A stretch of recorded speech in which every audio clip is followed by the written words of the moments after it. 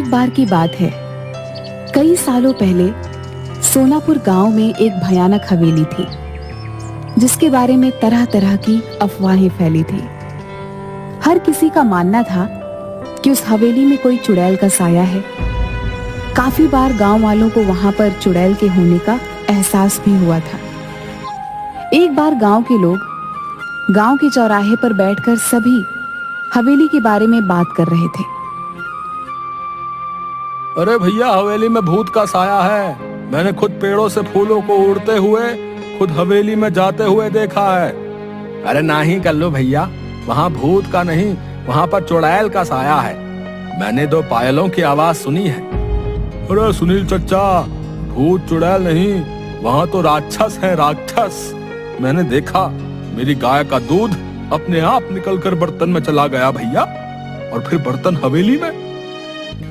बात तो सही है, मैंने भी हंसने की बहुत सी आवाजें सुनी हैं। जमींदार साहब, आपको हवेली और गांव के बीच में मजबूत दीवार बना देनी चाहिए। कम से कम ये भूत हमारे बच्चों को तो नुकसान नहीं पहुंचाएंगे। न जाने हवेली में भूत है कि चुड़ैल, लेकिन एक बार जब मेरे पति लकड़ियां काट रहे थे तो उनकी कुल्हाड़ी नीचे गिर गई। अचानक कुल्हाड़ी न जाने कैसे उड़ते हुए वापस उनके हाथ में आ गई। मेरी तो डर के मारे जान ही निकल गई थी। हाँ बिटिया, सच कहती हो, वहाँ कोई है जिसने हमारी सहायता की। मेरी पोती तालाब में डूब गई थी। अचानक तेज हवा चली और मेरी बेटी तालाब से उड़ती हुई बाहर आ गई। देखो भाइयों, मेरा बेटा अमेरिका से वापस आ रहा है। कुछ दिनों के बाद वो वापस चला जाएगा। उसे इन सब घटनाओं के बारे में खबर नहीं होनी चाहिए। उसके जाने के बाद मैं ये दीवार पक्की करवा दूंगा। गांव के ही एक किसान का बेटा भीखू खाद लेने शहर जा रहा था। रास्ता हवेली के सामने से ही गुजरता।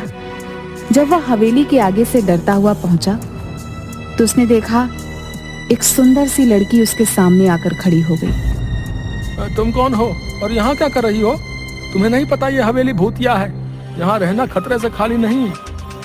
मेरा नाम किरण है, मैं तो यहीं रहती हूँ। हम यहाँ आते जाते हैं। भूत तो नहीं देखा हमने कभी।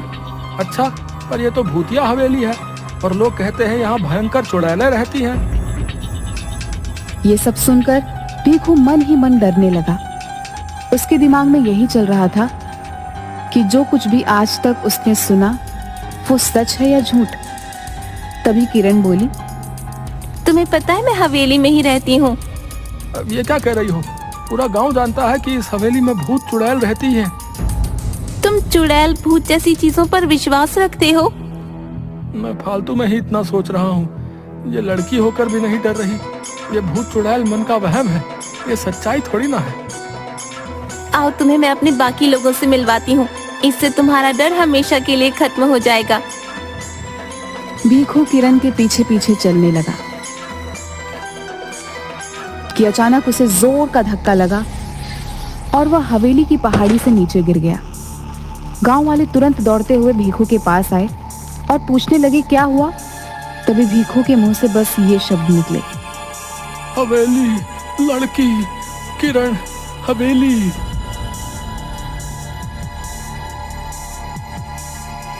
अब तो गांव में डर का भयानक माहौल बन गया था। सबको विश्वास हो गया था कि हवेली में किसी किरण नाम की चुड़ैल का साया है जिसने भीखू को मार दिया है। इस घटना के अगले दिन ही जमींदार साहब का बेटा राजेश अपने दोस्त मयंक के साथ गांव आ रहा होता है। हे भगवान, शाम हो गई है, हवेली के आगे से गुजरना होगा। अरे राजेश भैया, आप उस हवेली की तरफ मत देखना, कहीं उन चुड़ैलों का साया आप पर भी ना पड़ जाए। अरे राजेश, ये तेरा ड्राइवर क्या कह रहा है? चुड़ैलों का साया? गांव के अंधविश्वासों का तो अपना ही मजा है। अरे ड्राइवर भैया, आप चुपचाप गाड़ी चलाओ ना, ये सब अंधविश्वास है, हम सब ये नहीं मानते। भैया, आज तक इस भूतिया हवेली में कोई एक रात नहीं गुजार पाया। बड़े बड़े लोग आए और बड़े बड़े दावे किए और फिर हार मानकर चले गए। अरे हम पढ़े लिखे लोग हैं, अमेरिका से आए हैं, हम इन सब बातों को नहीं मानते। ये सब अंधविश्वास है। अगर हमें सचमुच भूत प्रेत देखने को मिल जाए तो इन छुट्टियों का मजा आ जाएगा। क्यों राजेश? क्या हुआ बिरजू? अरे ये गाड़ी के आगे इतने सारे फूल कैसे पड़े? लगता है किसी ने हमारा स्वागत करने के लिए रखे। तो यहाँ रुकना खतरे से खाली नहीं भैया। मैंने अभी अभी किसी को यहाँ से जाते हुए देखा है। ये सब हवेली की चुड़ैलों का काम है। अरे तुम गांव वाले भी कमाल हो, हैं? खुद ही सब कुछ करके शर्मिंदा हो जाते हो। मैं सब जानता हूँ। गांव वालों ने ये फूल बिछाए होंगे, लेकिन अब अपना नाम बताना नहीं चाहते। राजेश भैया, मैं झूठ नहीं बोल रहा। जब आप हवेली में एक रात बिता लेंगे तो आपकी सोच भी बदल जाएगी। यार बिरजू, तुम पहले घर पहुंचाओ, बाद में देखेंगे। अभी तो बहुत जोर से भूख लगी है। मेरे पेट में तो हाथी, चूहे, भूत, प्रेत सब दौड़ रहे हैं।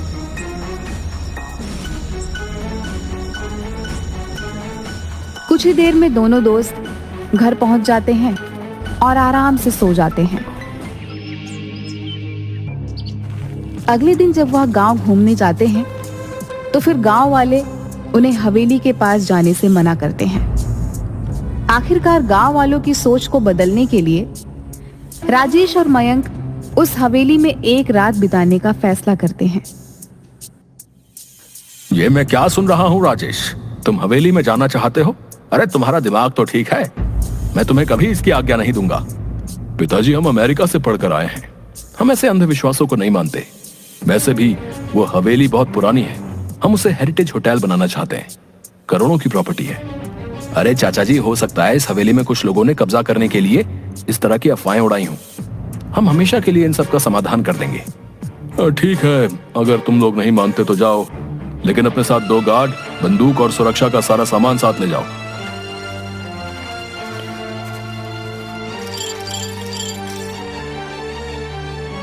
आप लोग सो जाइए, हम सब बाहर ही बैठे हुए हैं। कोई भी बात हो तो तुरंत आवाज दीजिएगा। राजेश, उठ यार, ये सब क्या हो रहा है? अबे ये पलंग हवा में कैसे उड़ रहा है? और ये गाने की आवाजें भी आ रही हैं। ये खुशबू, ये तो कमल के फूल की खुशबू है। लेकिन इस पुरानी हवेली में कमल का फूल कहां से आया? इतनी मीठी आवाज तो सिर्फ परियों की हो सकती है, भूत और राक्षस के नहीं। या फिर हम लोगों को डराने के लिए ये किया जा रहा है।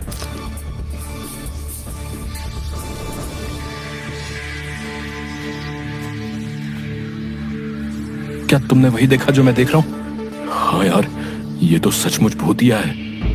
नहीं, हम यूं विश्वास नहीं कर सकते। मुझे तो लगता है कि ये कोई ऐसा बंदा है जिसे इस टाइप के हॉरर इफेक्ट के बारे में बहुत कुछ पता है। चलो हवेली की लाइब्रेरी में चलते हैं, कुछ तो मिलेगा।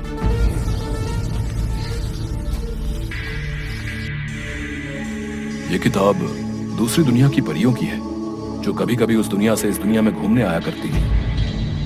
150 साल पहले यह हवेली उन्हीं परियों का अतिथि गृह हुआ करता था, जहां पर वे अपना समय बिताने आया करती थी। अतिथि गृह क्या होता है? Guest house. यानी कि हम लोग एक परियों के गेस्ट हाउस में हैं। वाह भाई, ये तो कमाल हो गया। मेरा ख्याल है हमें बिना आवाज किए चुपचाप देखना चाहिए कि असलियत क्या है, क्योंकि अभी तक हमें परियां नजर नहीं आई है।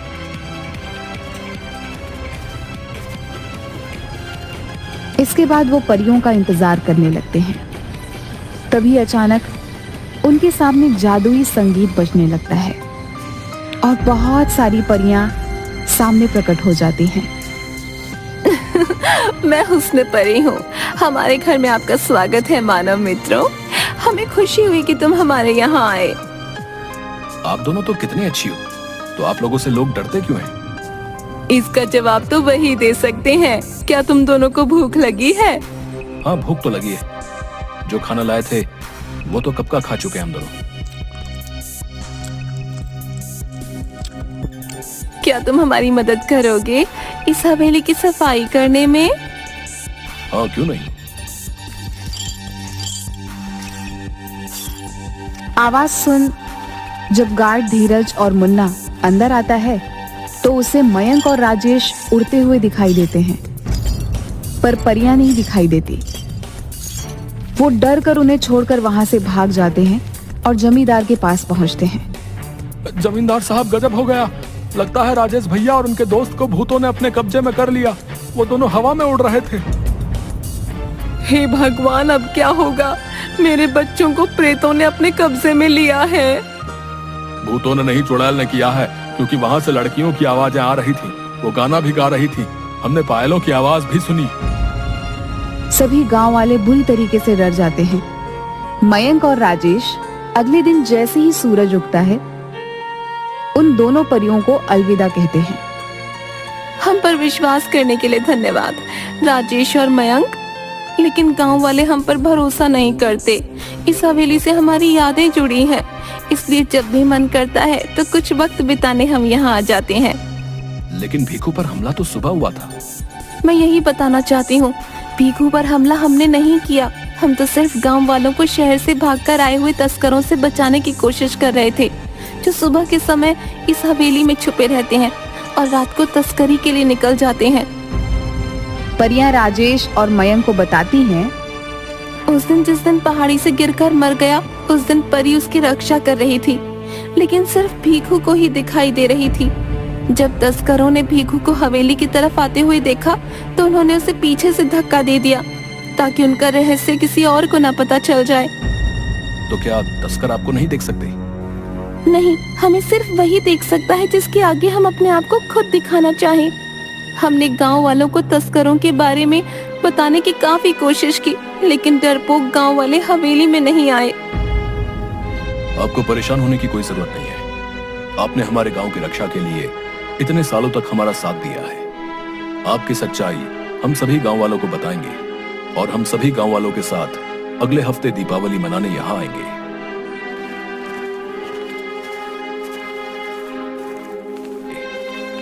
राजेश और मयंक सारी कहानी सबको बताते हैं।